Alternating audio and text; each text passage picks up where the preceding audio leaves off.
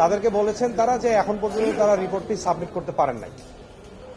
Honourable high court division এই বিষয়টিকে খুবই গুরুত্বের সাথে নিয়েছেন এবং যেহেতু এটি খুবই গুরুত্বপূর্ণ বিষয় এবং তিনি এবং লর্ডশিপ বলেছেন যে এই মামলাটি সুচারুরূপে পরিচালনার জন্য আমাদের প্রয়োজন এই তদন্ত কমিটির সেই রিপোর্টটি।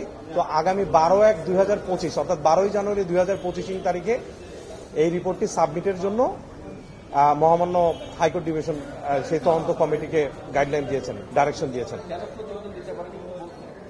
তারা প্রতিবেদন দিতে বলছে তাদের পার্সোনাল ইনক্যাপাসিটি ছিল, সেই জন্য তারা পারে নাই।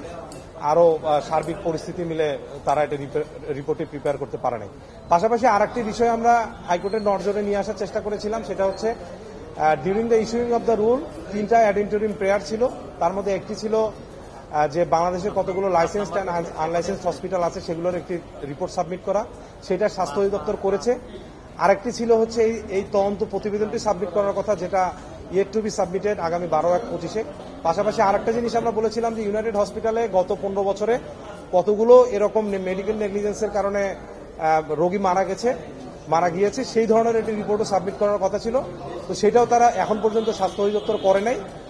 তো আমরা সেটাও নজরে আনি এবং মহামান্য হাইকোর্ট ডিভিশন বলেন যে আগামী 12/1/25 মধ্যে সেই গত 15 বছরে ইউনাইটেড হাসপাতালে কতগুলো ধরনের ঘটনা ঘটেছে সেই রিপোর্টটাও যেন আগামী 12/1/25 মাধ্যমে সাবমিট করা হয়।